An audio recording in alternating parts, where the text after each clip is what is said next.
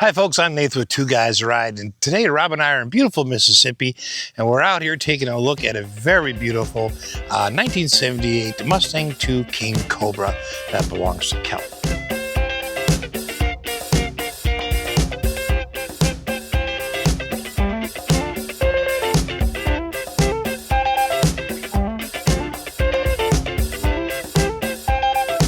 Kelly, thanks for spending some time with us today. Good to see you. Oh, I tell you, it's always fun to be out here. What a collection of cars. I mean, just it's incredible. And if you haven't seen the other videos, you can click on the link above here to see some of the other cars from Kelly and Glenn's collection. And we'll meet Glenn in just a little bit here. But this beauty was something that you really wanted. So tell us a little story about getting the car. Well, let me preface with a little story about cars and girls in general. So back when we were newlyweds and, money was tight, we went to a bookstore. I don't even know which bookstore anymore, but we both went and shopped around ourselves, and then we came back out, and he comes out and he's got a bag of books. Literally like a bag. I'm like, what are you doing? What'd you spend on books? And he said, I bought a couple of car books. And I'm like, yes, but what are you doing? He said, look, I don't drink, I don't smoke, I don't do drugs, I don't hunt, I don't fish, I don't golf, I don't do whatever. I like cars. And he's like, all right then, buy as many as you want. Just let me drive the ones I want to drive. Okay. And he's like, okay. So we have quite a few cars. Some are so beastie I refuse to drive them. But a couple of years ago, maybe a couple of decades ago or so, I said, all right, I need you to buy me a car. And he said, all right, honey, what do you want? And I said, I want something that's fast. I want you to be able to hear it before I turn the corner. I would like a standard and possibly a T-top car or a convertible because it's kind of warm here in Mississippi, and something that looks cute. And he's like, okay, I think I know what I need to find you, so just be patient and I'll find it for you. So there she is. I don't know how he found it, but he found this car from a man in Ohio, and it basically took him 2 years to explain to the man that we're not going to strip it, pimp it, whatever, that this car was going to be for me, just for a pleasure, let's go play outside kind of car. To be maintained and Of course. Which the guy was obviously a true car person. He didn't want to sell it to somebody to do that. So, correct. That's Glenn is a fairly convincing guy. When you start talking to him, he knows his stuff. So, that guy had to be really stubborn to wait 2 years. But yep. But you finally got it. Well, he's not stubborn. He was just making sure his girl went to somebody who was going to take care of her. Absolutely. So Bill Harkins finally said, all right, Glenn, I will sell you my car for your wife. And whenever we take her for a ride, and we always tag him in Facebook, and he'll come back and say, oh, can you bring her up to Ohio? I just need to see her. Or like, no, you can come visit her in Mississippi. But he realized after he sold it to us that we are taking good care of her. And he even sent us the magazine. Yeah, because it's a prominent car. There's some magazine articles on it. Absolutely, that, and then he autographed it and signed it, and he's grateful that we're taking good care of her. So. Absolutely. Oh my gosh, and it's a stunning car. It sounds terrific, and a little bit later we'll have you start it up for us just so we can hear those pipes in the back. All right. Oh my gosh. Now, at this point, we're going to introduce Glenn. It's my husband. Glenn, thanks for joining us. Now, this is, the whole Mustang II comes out, and there's not a lot of horsepower left of it anymore, right? No. Yeah, emissions taking its toll, and CAFE fuel economy standards. Like, and I think they were introduced in '73, but came out in '74. The first Mustang II. '74 through '78. Okay, they made the Mustang. So when they came out with the King Cobra, right? That was to reintroduce some muscle back into the Mustang. Yes, and also it was the swan song because this was the last year for the Mustang II. But also you remember the wildly popular Trans Am with the which is iconic vehicle for sure. You know, but the graphics, the Phoenix Yep. Firebird or whatever you want to call it, graphics on the hood and all that kind of stuff. The other reason they came out with this like it is with all the decals all over it was to semi-compete with the Trans Am. Okay. You know, to have a car similar Yep. to what Pontiac had with the Trans Am. Now, can we open up the hood and take a look at the engine and talk Sure. about that a little bit? Sure. First year for Ford calling, this is their standard small block 302, but this first year Ford called it a 5-liter. If you look at the hood scoop, it says 5.0 on it, which is a legendary designation for Ford. But this was the first year they started calling First year they called it a 5-liter. Okay. And roughly how much horsepower or torque does this, produce or did produce when it was new? You know, when it was new, this was a 2-barrel 302 and something on the order of 139 horsepower. It was pretty weak. Okay. This one is a little better than that. We've done a little work on it. You've done a little work to it. Yeah. So what have you done? Well, of course, new intake and carb, played with the tuning, put a true dual exhaust system on it with Flowmaster 40 mufflers and, things like that. Just the standard kind of go fast, make it All right. perk up. That was her first Christmas present. She got new pipes. She got new pipes. I love looking under here. I mean, it's obvious this is a car that's loved. Yes. And it's driven, which, both Rob and I enjoy when we see cars that are not just beauty queens, but they're actually driven. You might be surprised how much this gets driven.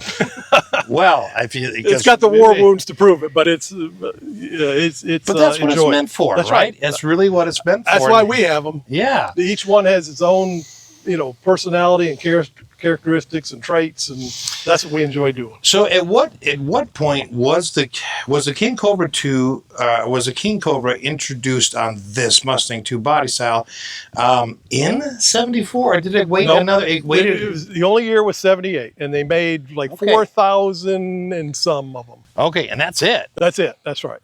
Ooh, that makes it a rare car because the year after that it is was the Fox body. Yeah, 79, they went to the Fox body. That's correct. Wow. So it's a one-year only vehicle. That's correct. And you can tell a real one, this buck tag here, and you probably can't see it, but it says KC on it.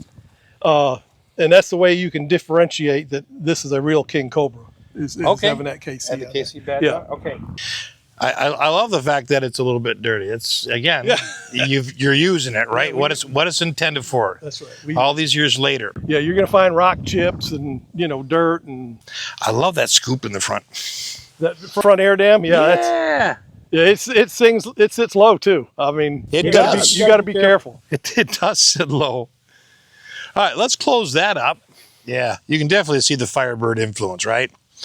But I like that. I mean, if you were buying one back and then, that would have been like, now I got something that kind of looks like it, right? But it's a Cobra. It gave the Ford dealers a little something, not much, but it gave them a little something to try to compete with that, Trans Am. Now, suspension-wise, was anything added to the car? Yes, these had special handling packages on them, and they actually had 3-way adjustable Coney shocks on them and bigger sway bars and famous Mustang II front suspension, and the way they isolated the with polyurethane bushings and whatnot, the suspension points and the front end, all that kind of stuff. So they were very good handling machines. And did they do anything? Were their tires unique? No, they had, and we don't have the original wheels and tires on it.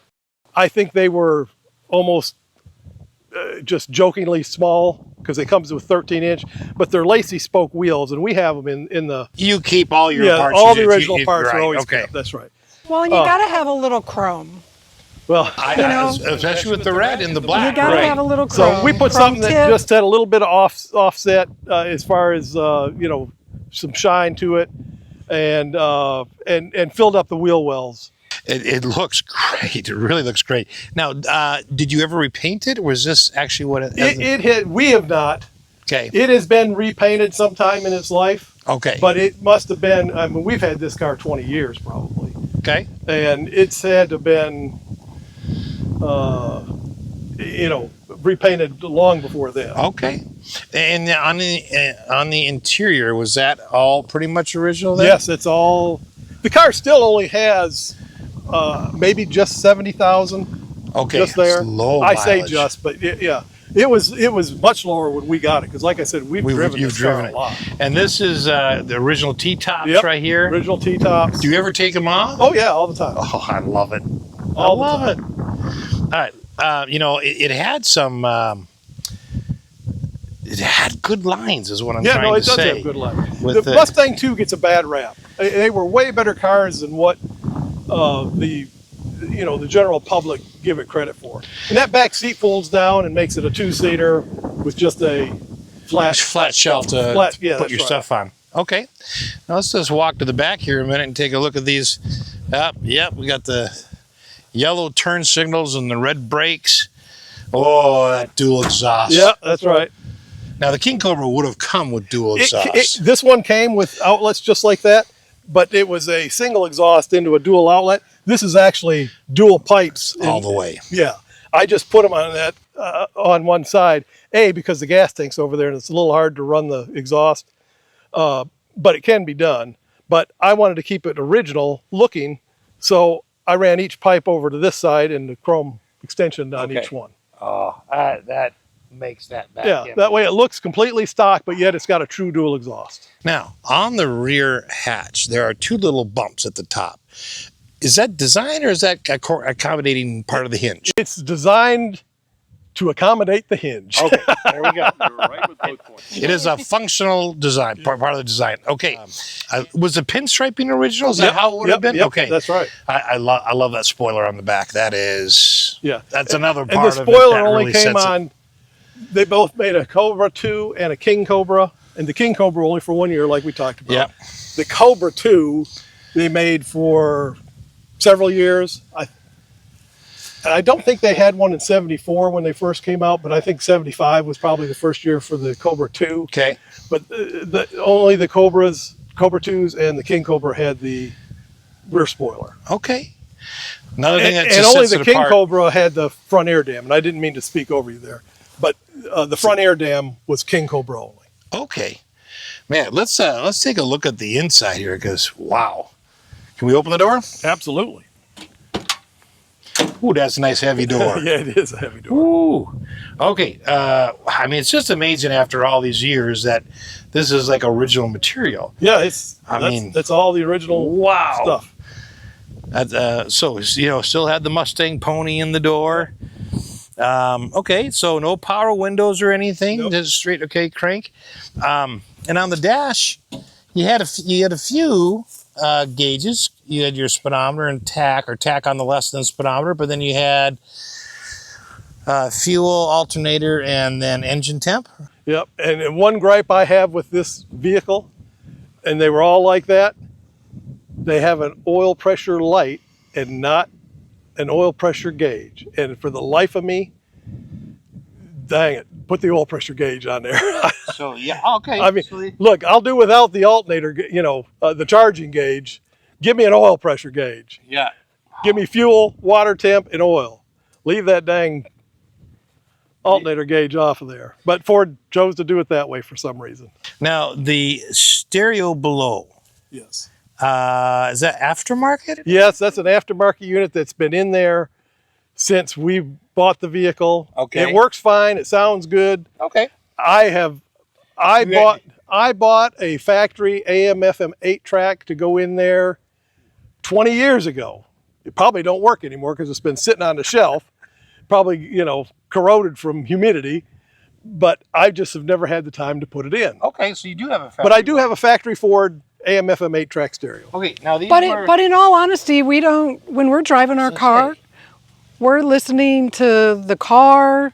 We're not worried about the radio. Yeah, we We're never have you have chatting. your own set of music. Yes. Yes. Coming from the front and out the rear. Yes. Yeah, that's right. Yeah, we And rarely. these two pipes back here. I can't even think of a time we turned the radio on, to be honest. In any of them. Okay. Of course, part of my background, being a performance and durability test driver long ago, was I'm listening all the time. Yeah, I'm constantly analyzing the performance and how. Yeah, that's right. What's going on? Listening to everything. That's just in my makeup. It would have been a 4-speed with reverse. Yep. Okay, right. And then a little center armrest area with a little storage there. Yep. I love the King Cobra floor mats. Yeah. Wow. I love it. Now explain the ducky on the dash. I'll have to defer to my wife on that. It's a Jeep thing here in Mississippi. Yeah. They line up the little ducks in, and so you decided to start it for I had Fords. to start it for the King Cobra. All right. Well, at least it's got a blue outfit on. You know. It looks a little Hawaiian. Yeah, it does, but at least it's more closer to Ford blue. Yeah. Right? Well. Yeah. All right. That was my point. Okay, so that rear seat then just folds down and comes out. Wow. Yeah. Wow. Wow. Wow. Okay. So, being that we've talked about the engine, we've talked about the music that it produces, can we have you start it up so we can just hear it? Sure.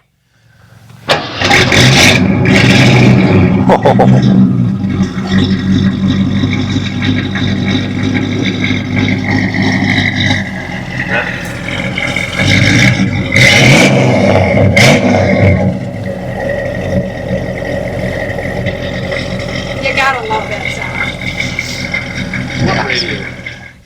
Okay. Well, first of all, Kelly, thank you for taking your time to walk us through your King Cobra Absolutely. Mustang. Wow. A couple more questions. One is, what is one of your favorite memories with this car? So my favorite memory with this car is when Glenn had her delivered to me. It was back when FedEx was delivering vehicles enclosed in the tractor trailer type of thing. Have you ever seen that commercial where the back comes down? Well, that's exactly what happened to us. Gosh. I've never actually seen that. He drove it up to, we have a boat launch here close by, so there's plenty of room, and he dropped that back door and backed this car out, and so that would be my favorite memory of this car, is having it delivered by FedEx. I love it. Mm-hmm. Did you have any clue it was coming that day? No, it was all secretive, and I orchestrated all of that. Yeah, he orchestrated it all with Mr. Harkins of getting it delivered and everything. On her birthday. Yeah. On her birthday. For my birthday. It's just awesome. All right. Any future plans with the car? I mean, are you planning to change anything? Just keep driving it? Just keep driving it. Nope, it's just so much fun. I don't really think she needs anything else. No. She's sweet just the way she looks, so we're just going to keep driving her until we can't drive her no more. Well, Kelly, thank you so much for sharing your story and your car with us. We sure appreciate it. And thanks for watching.